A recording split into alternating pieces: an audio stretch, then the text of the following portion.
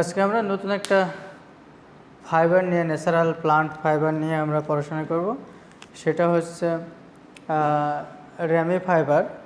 তো আজকের ক্লাসে আমরা র্যামি ফাইবারের জাস্ট ইন্ট্রোডাকশন লেভেলের কিছু বিষয় নিয়ে আলোচনা করব, যে র্যামি ফাইবারটা আসলে তার ইন্ট্রোডাকশন, কেমন টাইপের ফাইবার, তারপর হচ্ছে এটার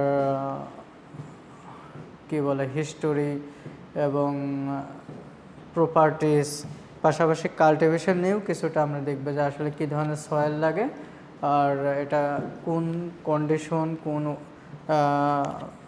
সিজনে সাধারণত এই রেমি প্লান্টগুলো হয়ে থাকে এবং সেটার কাল্টিভেশন যে প্রসেসগুলো আছে সেই প্রসেসগুলো আমরা একটু দেখব। পাশাপাশি হচ্ছে নেক্সট ক্লাসে আমরা কিছু ভিডিও দেখব। ভিডিওগুলো এরকম যে আসলে ফ্রম দ্য sowing অথবা seedling to collect the plant অথবা কাটিং দ্য প্লান্ট এই পর্যন্ত, মানে একদম বপন থেকে শুরু করে ফাইবার কালেকশন পর্যন্ত যে ভিডিওটা আছে আমরা এটা একটু দেখব যে আসলে কিভাবে কখন কিভাবে এটা আমরা বপন করতেছি অথবা এটার রোপণ করার সিস্টেমটা কি, এইগুলো আমরা দেখব। পাশাপাশি হচ্ছে এটা কীভাবে হারভেস্টিং হচ্ছে, কাল্টিভেশন হচ্ছে, হারভেস্টিং হচ্ছে, এই ভিডিওগুলো আমরা একটু দেখব। আর পাশাপাশি এর যে ফিজিক্যাল কেমিক্যাল প্রপার্টিসগুলো আছে সেগুলো নিয়ে স্টাডি করব। তাহলে যেহেতু ইন্ট্রোডাকশন লেভেলের ক্লাস, আমরা একটু দেখি। র্যামি ফাইবার এটা একটা natural plant based fibre. Natural plant based fibre, আমরা জুট ফাইবার পড়েছি, ফ্লাক্স পড়েছি, সেগুলো হচ্ছে natural plant based bast fibre ছিল। র্যামিও একটা প্লান্ট বেসড বাস্ট ফাইবার। তাহলে আমরা এটা বলতে পারি natural bast fibre plant based natural bast fibre. এখানে দুইটা ইমেজ দেওয়া আছে। এটা হচ্ছে আমাদের র্যামি ফাইবার। এটা দেখতে অনেকটা জুট ফাইবারের মতোই, তবে এটার ডিফারেন্স হচ্ছে এখানে লিগনিনের পরিমাণ খুবই কম থাকে, যে কারণে এটা অনেক সফট হয়, ফ্লেক্সিবল হয়। আর এটা হচ্ছে জাস্ট ওই র্যামি প্লান্ট এইগুলো এটাই হচ্ছে আমরা কেটে নিই, জাস্ট পার্ট যেরকম সেরকম আমরা কেটে নিই। আমাদের রেটিং করতে হয়, রেটিং করার পর দেন হচ্ছে এর ছাল অথবা বাকলটা সরায় নিতে হয়। সরাই নেওয়ার পরে সেটাই হচ্ছে আমরা এইভাবে পাই। এটাকে আবার সান ড্রাই করতে হয়, সূর্যের আলোতে শুকাই, দেন সেটা বিভিন্ন পরবর্তী স্পিনিং প্রসেসগুলোর মাধ্যমে আমরা ফ্যাব্রিক, বিভিন্ন ধরনের হাউস হোল্ড আইটেমস তৈরি করতে পারি, ক্লোদিং আইটেম তৈরি করতে পারি। আর পাশাপাশি হচ্ছে বিভিন্ন ধরনের ওই রোপ, টেন্ট, কার্টেন, এগুলো আমরা তৈরি করতে পারি। তাহলে এটা গেল ইন্ট্রোডাকশনে যদি আবার বলি, ramie is one kind of natural plant based bast fibre, আর among several types of natural bast fibre, linen is more flexible, silky type, lustrous and কী বলে highly strength type of fibre. আর এটার আমরা এক্সাম্পলে বললাম যে এটা জুট ফাইবারের মতোই অথবা আদার্স বাস্ট ফাইবারের মতোই আমরা এটা বিভিন্ন প্রসেসের মাধ্যমে কালেক্ট করতে পারি। এটা গেল ইন্ট্রোডাকশন। আমরা আবার একটু এখানে আসি। এখানে দুইটা ফাইবারের দেওয়া আছে, এখানে ইমেজ দেওয়া আছে। জাস্ট এই ফাইবারগুলোর এরকম সিল্কি টাইপের কালার। এটাকে আমরা জাস্ট কী করতে পারি, যেহেতু এখানে প্রচুর পরিমাণে লিগনিন, ওয়াক্স, গাম, লিগনিনটা খুব কম থাকে, গাম, ওয়াক্স থাকে, যে কারণে আমরা এটা কী করতে পারি, এই ফাইবারটা প্রসেসিংয়ের আগে আমাদের ডিগামিং প্রসেস করে নিতে হয় আমাদের স্পিনিং প্রসেসে যাওয়ার আগে। তাহলে এখানে আবার দেখো কি লেখা আছে, the Remi is a natural fibre, it is mainly composed of cellulose. তা এখানে আমি একটা কথা ভুলে গেছি, ন্যাচারাল এই বাস্ট জাতীয় ফাইবারগুলি এটার সেলুলোজিক ফাইবার, যেটা আমরা আগে পড়েছি, কটন পড়েছি, জুট পড়েছি, তারপর ফ্লাক্স পড়েছি। আজকে যেটা পড়তেছি রেমি, এটাও সেলুলোজিক ফাইবার। এখানে সেলুলোজের পরিমাণ হচ্ছে 67% থেকে 77% পর্যন্ত হয়ে থাকে। তার মানে অনেক বেশি সেলুলোজ এটাতে এর কেমিক্যাল কম্পোজিশনের মধ্যে আমরা দেখতে পাই, সেক্ষেত্রে আমরা বলতে পারি এটা হচ্ছে সেলুলোজিক ফাইবার। এবং এটার ইম্পর্টেন্ট ক্যারেক্টারিস্টিক্সের মধ্যে একটা আছে difference from the jute and others bast fibre, লিগনিনের পরিমাণ খুবই কম থাকে। আমরা একটু পরেই কেমিক্যাল কম্পোজিশনে যাব, সেখানে 1-2% ম্যাক্সিমাম লিগনিন থাকে। আচ্ছা, আর এটার ইন্ট্রোডাকশনে আরও বলা যায়, অ্যাড করা যায়। আমরা সাধারণত জুট ফাইবার, ফ্লাক্স এগুলো ইয়ারলি ওয়ান টাইম আমরা কালেক্ট করতে পারি, চাষ করতে পারি, কাল্টিভেশন হয়ে থাকে। আর র্যামের ক্ষেত্রে আমরা বছরে 3 বার কালেক্ট করতে পারি, কারণ র্যামিটা যে যখন চাষ করা হয় তখন রাইজোম আছে, জাস্ট ওর শিকড় থেকে এক ধরনের কাণ্ড বের হয়, সেটা হচ্ছে মূল থেকে যদি আমরা এটাকে যেটাকে বলে গোড়া থেকে, আমি ভিডিও দেখাবো, গোড়া থেকে যদি কেটে নিয়ে সেটা যদি আবার রোপণ করি 40 থেকে 50 সেন্টিমিটার পর পর যদি রোপণ করি, সেটা থেকেই আবার গাছটা হয়ে যাচ্ছে। এবং সেই গাছটা যদি আবার উপর থেকে কাণ্ডটা আমরা কয়েক সেন্টিমিটার উপর থেকে কেটে নেই, সেখান থেকে আবার কি হচ্ছে, ডাল গজাচ্ছে এবং সেখান থেকে গাছ হচ্ছে। তো এইভাবেই হচ্ছে একটা গাছ থেকে ইয়ারলি আমরা 3 বার পর্যন্ত রেমি ফাইবার প্লান্টটা কালেক্ট করতে পারি এবং সেখান থেকে ফাইবারটা বিভিন্ন প্রসেসের মাধ্যমে কালেক্ট করতে পারি। The ramie fibre requires chemical process to degum the fibre. একটু আগে আমি বলেছি যে ফাইবারটাকে আমরা কালেক্ট করার পর দেন এটাকে আমাদের নেক্সট প্রসেসের জন্য অবশ্যই ডিগামিং প্রসেস করে নিতে হয়। আচ্ছা, আর এটা একটা স্ট্রংগেস্ট ফাইবার সেটাও বলেছিলাম। আর এটার মানে বিভিন্ন ধরনের প্রপার্টিসের মধ্যে স্পেশাল টাইপের প্রপার্টি হচ্ছে ড্রেপাবিলিটি অনেক ভালো, ডিউরাবিলিটি ভালো, স্ট্রেংথ ভালো, আর পাশাপাশি হচ্ছে সিল্ক টাইপের, লাস্টার সিল্কি টাইপের। এই তো রিঙ্কেল সহজে ক্রিজ পড়ে না, রিঙ্কেল হয় না, এটার জন্য এটা রেমি ফাইবারের এগুলো হচ্ছে স্পেশাল টাইপস অফ প্রপার্টিস। এখন আমরা আসি হিস্টোরি অফ রেমি ফাইবার। প্রাচীন যুগ থেকেই, আজ থেকে 5000 পূর্ব 5000 থেকে 3000 BC পর্যন্ত চীন দেশে এগুলো এই রেমি চাষ করা হতো এবং সেখান থেকে ফাইবার কালেক্ট করে ওই সময়ের মানুষ এটা ইউজ টু ছিল, তারা এখান থেকে বিভিন্ন ধরনের টেক্সটাইল ম্যাটেরিয়াল তৈরি করতো। আর ইজিপশিয়ান যে মিশর, সেখানে যে মমি করা হতো, মানুষের মমির শরীরটাকে র্যাপিং করে রাখার জন্য, কাভার করার জন্য জাস্ট হচ্ছে এই রেমির তৈরি বিভিন্ন ধরনের ফ্যাব্রিক দিয়ে সেটাকে র্যাপিং করা হতো।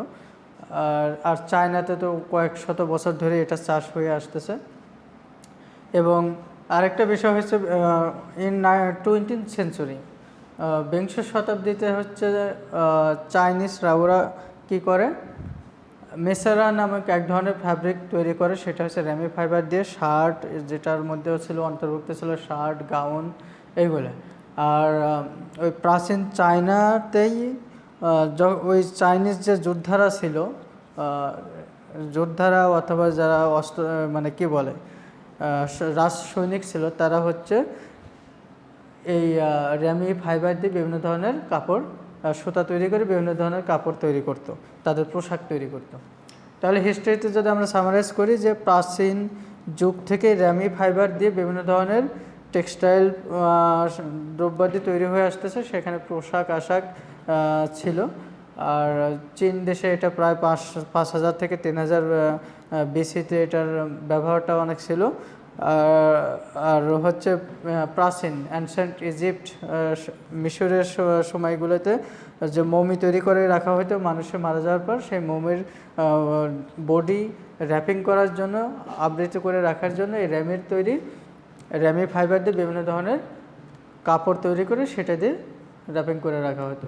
তাহলে আমরা বলতে পারি যে চীন এবং মিশর, ইজিপশিয়ান কান্ট্রিগুলিতে র্যামের চাষ ছিল এবং র্যামি থেকে বিভিন্ন ধরনের টেক্সটাইল প্রোডাক্ট তৈরি করে তারা ব্যবহার করত।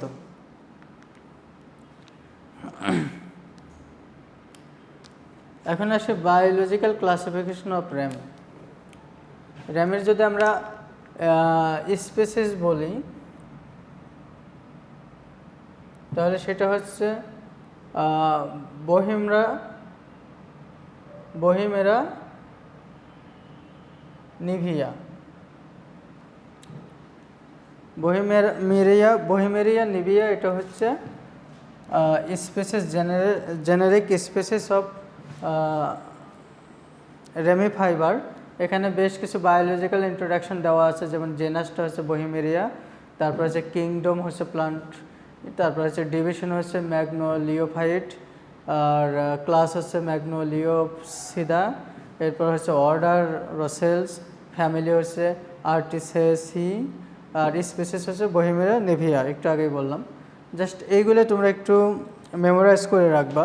আর সায়েন্টিফিক নেম অথবা এই যে বায়োলজিক্যাল স্পেসিস, বায়োলজিক্যাল ইন্ট্রোডাকশন, এগুলো জাস্ট একটু গুগল করলে এই বিভিন্ন ধরনের এই স্পেসিসের মধ্যে বিভিন্ন ধরনের এই টাইপের প্লান্ট আছে। তার মধ্যে এটা একটা স্পেশাল টাইপের প্লান্ট, যেটা আমাদের টেক্সটাইল ফাইবার হিসেবে এখান থেকে টেক্সটাইল ফাইবার পাই এবং সেটার ইউজ আছে। এখন আসি আমরা হচ্ছে cultivation of Remi fibre.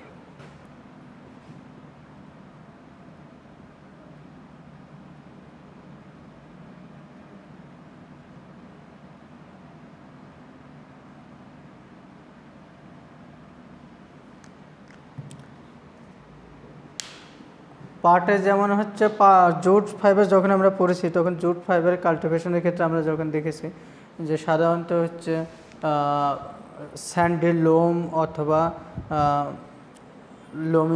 Loamy soil, যেটা হচ্ছে কি বলে, যেমন বেলে দোআঁশ অথবা দোআঁশ মাটি হচ্ছে আমরা জুট চাষের জন্য উপযোগী দেখেছি। এটার ক্ষেত্রেও তাই, জাস্ট বেলে দোআঁশ অথবা দোআঁশ মাটি হচ্ছে খুবই উপযোগী এই রেমি ফাইবার চাষ করার জন্য, যদি আমরা সয়েল অ্যান্ড ক্লাইমেট রিকোয়ারমেন্ট বলি। আর একটা বিষয় হচ্ছে আমরা যখন হচ্ছে এই যেহেতু একটা সারা বছরব্যাপী এটার চাষ হয় এবং একটা গাছ থেকে আমরা 3 বার পর্যন্ত এই প্লান্টটা কালেক্ট করতে পারি, একদম গোড়া থেকে কয়েক সেন্টিমিটার উপর থেকে এটা কেটে নিয়ে আমরা সেটাকে রেটিং করে ফাইবারটা কালেক্ট করতে পারি। তো সেক্ষেত্রে হচ্ছে আমরা যে ল্যান্ডটা চুজ করব সেই ল্যান্ডটা অবশ্যই স্যান্ডিস লোমি অথবা মানে বেলে দোআঁশ মাটি হলে খুবই ভালো হয়। আর যে মাটিতে ল্যান্ডের সাধারণত পানি জমে থাকে অথবা বন্যা হয়ে থাকে, পানি ভেসে থাকে, সেই মাটিটা এখানে উপযোগী না। আর যে মাটিটা আমরা চুজ করব সেই মাটিতে পর্যাপ্ত পরিমাণ যাতে ক্যালসিয়াম থাকে এবং মাটির পিএইচ যেন 5.5 থেকে 5.6 ভিতরে থাকে, মানে কিছুটা অ্যাসিডিক কন্ডিশনে যেন থাকে, অ্যালকালাইন কন্ডিশনে যেন না থাকে। আর এই তো, এবং আমরা যদি ক্লাইমেট কনসিডার করি তাহলে অবশ্যই হচ্ছে এমন ক্লাইমেটগুলোতে সাধারণত হচ্ছে সামার ক্লাইমেটে অথবা যখন অ্যাটমসফিয়ারে হিউমিডিটি 80% 75-এর উপরে থাকে, তখন এটার হচ্ছে গ্রোথটা বেশি ভালো হয়। আর উইন্টারের সময় এটার গ্রোথটা অত ভালো হয় না। এইটাই হলো সয়েল অ্যান্ড ক্লাইমেট রিকোয়ারমেন্টের একটা বিষয়। এখানে সেই কথাটাই বলা আছে যে ramie plant gets maximum growth in warm and humidity climate condition. আমি একটু আগেই বললাম যে সামার সিজনে অথবা ওয়ার্ম অ্যান্ড হিউমিডিটি যদি বেশি থাকে 75 থেকে 80%, তখন হচ্ছে এই প্লান্টগুলোর হচ্ছে গ্রোথটা অনেক বেশি হয়। আমরা জুটের ক্ষেত্রে দেখেছি যে এটার হচ্ছে সামার সিজনে, রেইনি সিজনগুলোতে, যেখানে হচ্ছে কি বলে 15 থেকে 20, 25, 30 সেন্টিমিটার বৃষ্টিপাত হয় যে সিজনে, সেইগুলোতে এখানেও দেখা যাচ্ছে যে এরকম 1500 থেকে 3000 মিলিমিটার পর্যন্ত বৃষ্টিপাত প্রয়োজন এই গাছের জন্য। কিন্তু ল্যান্ডটা এমন হতে হবে যেখানে আসলে বন্যা হয়ে না থাকে। আর ওই তো সামার অথবা ওয়ার্ম সিজনগুলোতে এই গাছের গ্রোথটা খুব বেশি হয়ে থাকে, এইটাই। আর এটা এই যে জমিটা আমরা চুজ করবো সেটা হচ্ছে সমুদ্রপৃষ্ঠ থেকে মিনিমাম 300 মিটার উপরের জমিগুলো হলে ভালো হয়। এই তো, এটাই হচ্ছে আমাদের আসলে সয়েল কেমন লাগবে, কী ধরনের সয়েল অথবা ল্যান্ড আমরা চুজ করব এবং এর কী ধরনের ক্লাইমেট কন্ডিশন হলে র্যামি ফাইবার র্যামি প্লান্ট চাষ করার জন্য খুব উপযোগী হবে এবং ভালো মানের ফাইবার পাবো। এরপর আসা প্রোপাগেশনটা হচ্ছে জাস্ট একটা ল্যান্ড চুজ করা হয়, যে ল্যান্ডে হচ্ছে এই র্যামি প্লান্টটা প্রথমে লাগিয়ে দেওয়া হয়। জাস্ট হচ্ছে রাইজম, যে শিকড় থেকে যে কুশি অথবা মূল থেকে যেটা বের হয় সেটা জাস্ট 45 ডিগ্রি অ্যাঙ্গেলে এটা লাগিয়ে দেওয়া হয় এবং সেটাই হচ্ছে পরবর্তীতে যখন গাছ হয়ে যায় উপর থেকে আমরা কয়েক সেন্টিমিটার উপর থেকে আমরা জাস্ট স্টেমটা কেটে নিয়ে সেটাকে আমরা পাটের মতো জাগ দিই, কিন্তু নিচে যেটা থাকে সেটা থেকে আবার গাছ হতে থাকে এবং এটাই এই কারণে আমরা একই গাছ থেকে বছরে 3 বার ফাইবারটাকে প্লান্টটা কালেক্ট করতে পারি, কেটে নিতে পারি। তা এটা করার জন্য আমাদের কি করতে হচ্ছে, এই যে পূর্ণাঙ্গ একটা গাছের এই যে নিচের যে প্রান্তটা থাকে সেটাকে আমরা রাইজম বলতেছি, সেটাকে আমরা জাস্ট তুলে নিয়ে 10 থেকে 15 সেন্টিমিটার পর 45 ডিগ্রি অ্যাঙ্গেলে আমাদেরকে রোপণ করতে হবে, লাগিয়ে দিতে হবে এবং সেটা হচ্ছে শিকড় অথবা জাস্ট এটা যদি প্লান্ট হয় তাহলে এখান থেকে কেটে নিয়ে এটাকে আমরা জাস্ট এই স্টেমটা কেটে নিয়ে ফাইবার কালেকশনে যাই। আর এই নিচের দিকে আমাদের মূল আছে, জাস্ট এখান থেকে আবার হচ্ছে নতুন করে ডাল গজায়, কুশি গজায়, এইটুকুকে আমরা বলতেছি রাইজমস এবং এটাকে আমরা পরবর্তীতে সংরক্ষণ করে নতুনভাবে চাষ করার জন্য তখন এগুলোকে আমরা কেটে নিই। এগুলো কেটে নিয়ে জাস্ট হচ্ছে 45 ডিগ্রি অ্যাঙ্গেলে আমরা এটাকে 10 থেকে 3 সেন্টিমিটার ডিপ করে মাটিতে এমনভাবে দিতে হবে যাতে মিনিমাম 3 সেন্টিমিটার মাটির নিচে এই শিকড়টা থাকে, এই মূলটা থাকে। এইভাবে আমাদের 45 ডিগ্রি অ্যাঙ্গেলে আমাদেরকে এটাকে লাগিয়ে দিতে হবে, রোপণ করতে হবে। আচ্ছা, এখানে এই কথাগুলো এখানে বলা আছে। Ramie is propagated vegetably through rhizome for commercial production throughout the world. The rhizomes are obtained from the roots of healthy and disease free plant. মানে একদম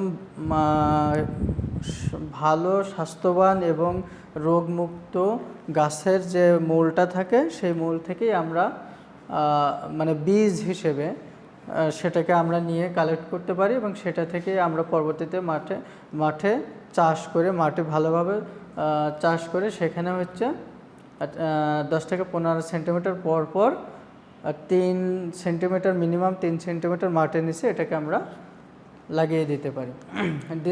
this species are planted in field after cutting.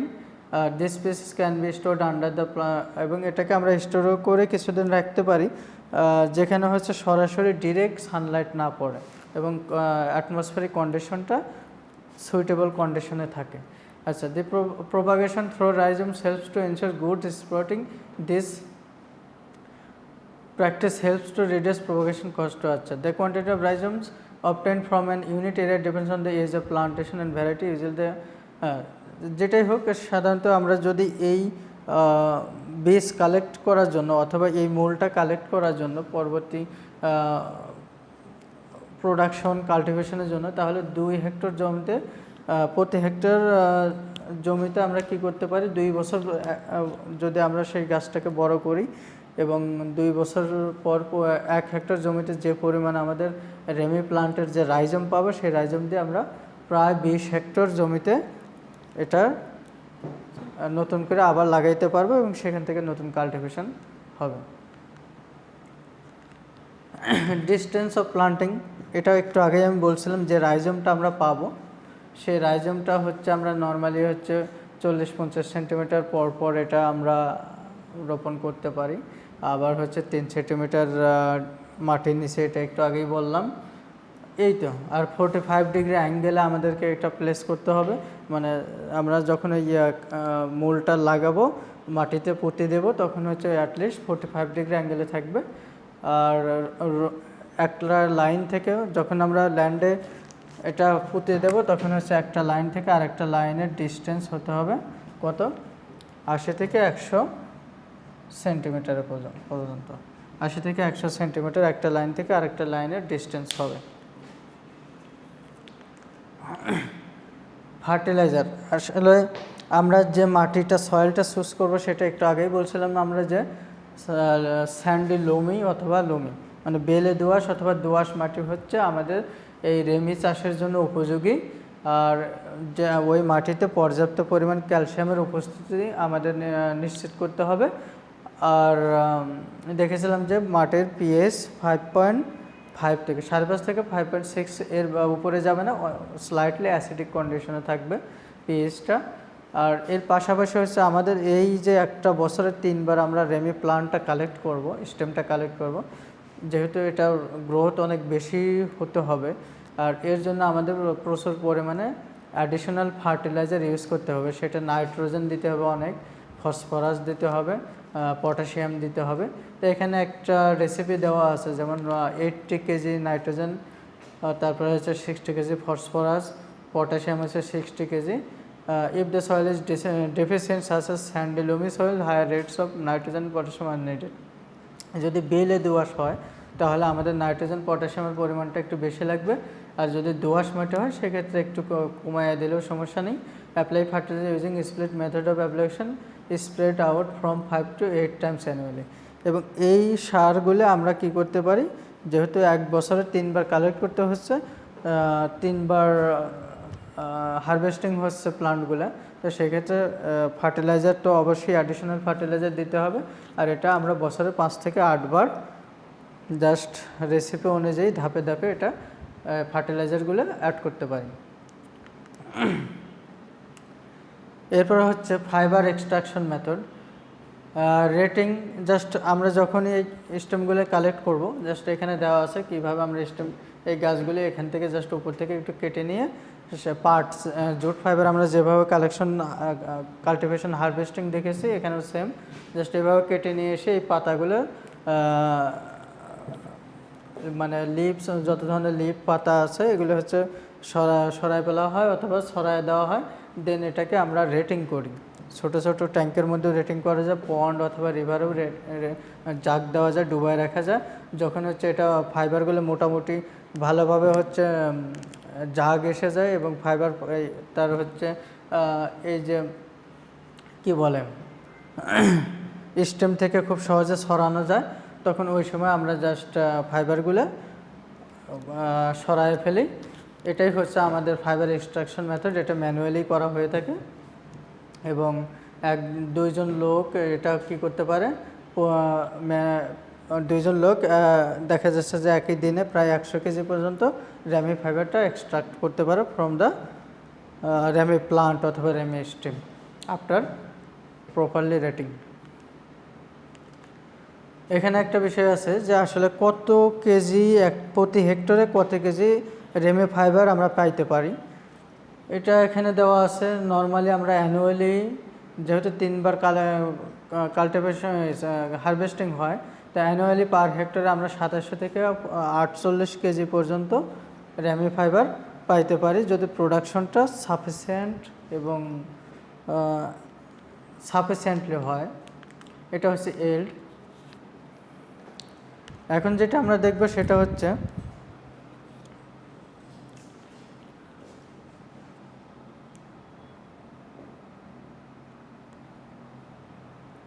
Grading of Remi fibres. এটা আসলে আমরা jute ফাইবারে যেমন grading আছে এবং jute ফাইবারে যেমন আমরা এটা হয়তো গ্রেডিংগুলো তোমাদের ওইভাবে পড়ানো হয় নাই, এটা হয়তো ইয়ান ম্যানুফ্যাকচারিং পার্ট 1-এ তোমরা পড়বা, কিন্তু এখানে আমরা গ্রেডিংটা একটু নিয়ে আসছি। জাস্ট হচ্ছে গ্রেডিংটা ডিপেন্ড করতেছে বিভিন্ন ধরনের নাম্বারিং দিয়ে, সিম্বল দিয়ে আমরা এটাকে মেনশন করি, আর পাশাপাশি সেই সিম্বলগুলো আমরা ইউজ করতেছি তার ফাইবারের কোয়ালিটির উপর ভিত্তি করে। এখানে দেখো RDA হচ্ছে স্পেশাল, মানে খুবই ভালো মানের ফাইবার, আর RD1 হলে এটা গুড, RD2 হলে ফেয়ার, RD3 শর্ট, RDO হচ্ছে স্ট্রিং, RDT হচ্ছে টো, RDW হচ্ছে ওয়েস্ট। এবং টোর পরেই মানে মোটামুটি যে ফাইবারগুলো আমরা পাচ্ছি ওগুলো তার কোনো স্পিনেবল ফাইবার না, অথবা এটা দিয়ে কোনো টেক্সটাইল প্রসেসিংয়ে যাওয়া যায় না, ইয়ার্ন ম্যানুফ্যাকচারিং প্রসেসিংয়ে যাওয়া যায় না। এটা হচ্ছে ডেকর্টিকেটেড কোয়ালিটিসের উপর ভিত্তি করে আর ফার্মেন্টেড কোয়ালিটিসের উপর ভিত্তি করে আমরা জাস্ট এগুলোকে RDA, RD1, 2, 3, RDW জাস্ট এভাবে আমরা গ্রেডিং করতে পারি। সবার উপরে যেটা হচ্ছে স্পেশাল অথবা বেস্ট কোয়ালিটি টাইপ, তারপরে গুড, তারপরে ফেয়ার, শর্ট, ওয়েস্ট। এবং এই ফাইবারের এই যে গ্রেডিংটা, এই যে কোয়ালিটির উপর স্পেশাল বলতেছে, গুড বলতেছে, ফেয়ার বলতেছে, শর্ট বলতেছে, এটা কিসের উপর বলতেছে? তার ফিজিক্যাল, কেমিক্যাল, মেকানিক্যাল প্রপার্টিসের উপর ভিত্তি করে, যে ফাইবারের লেংথ কেমন, স্ট্রেংথ কেমন, ডায়ামিটার কেমন, রেজিলিয়েন্সি কেমন, ইলাস্টিসিটি কেমন, ইলেঙ্গেশন প্রপার্টিসটা কেমন, এই সবের উপর ভিত্তি করে স্পিনেবল ক্যাপাবিলিটি, কোয়ালিটি কেমন, এই সকল বিষয়ের উপর ভিত্তি করেই ফাইবারগুলোকে কি করা হয়, এইভাবে কোয়ালিটি অনুযায়ী গ্রেডিং করা হয়। এবং যেগুলোর হচ্ছে ম্যাক্সিমাম কোয়ালিটি থাকে সেগুলোকে আমরা স্পেশাল, তারপরে গুড, অ্যাভারেজ, ফেয়ার, মডারেট বিভিন্নভাবেই আমরা গ্রেডিং করে থাকি। এখন দেখো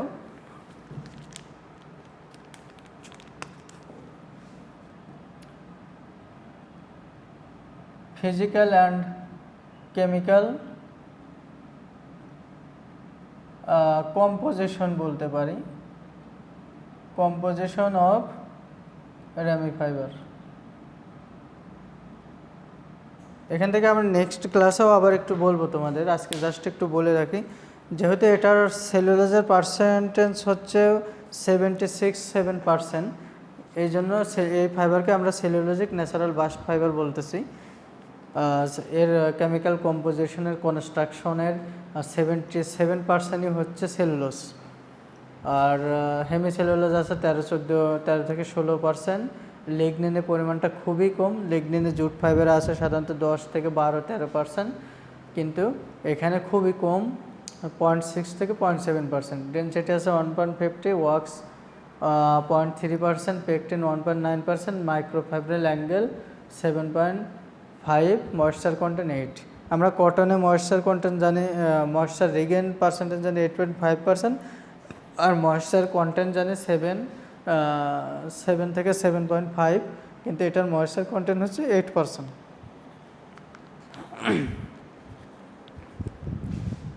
আর মেকানিক্যাল প্রপার্টিসে ফাইবার ডায়ামিটার খুবই কম, মানে সিল্কি টাইপের অনেক সূক্ষ্ম ফাইবার, 0.034 মিলিমিটার।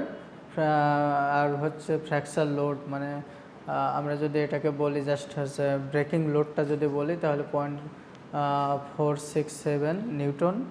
আর যদি টেনজাইল স্ট্রেংথ বলি তাহলে হচ্ছে 560 মেগাপ্যাসকেল।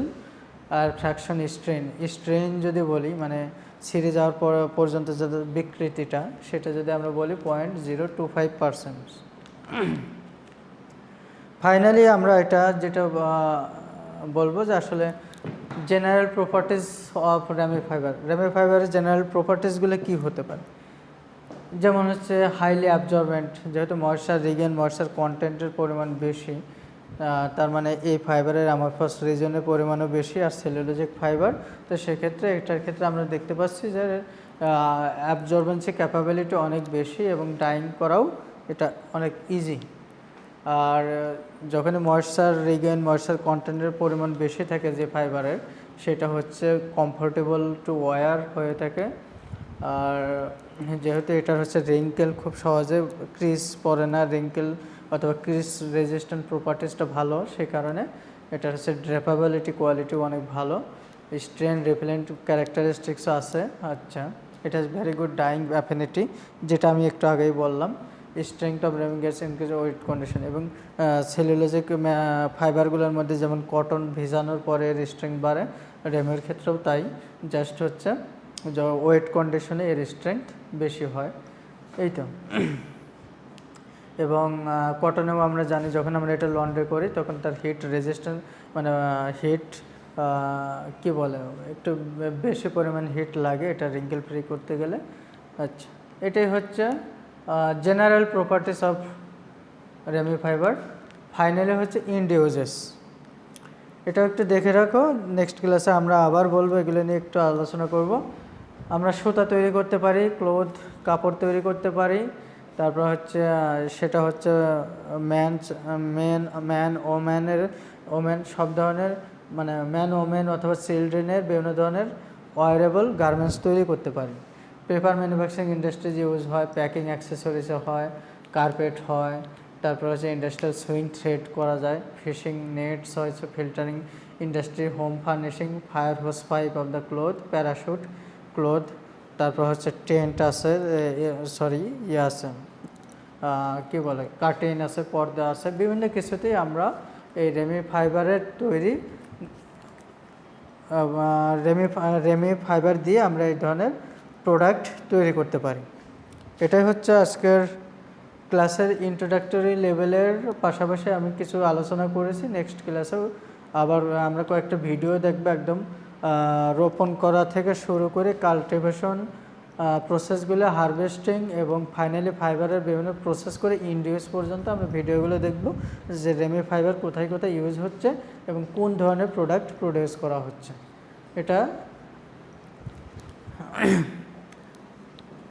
এটাই হলো রেমি ফাইবার সম্বন্ধে প্রাইমারি অথবা ইন্ট্রোডাক্টরি লেভেলের ক্লাস।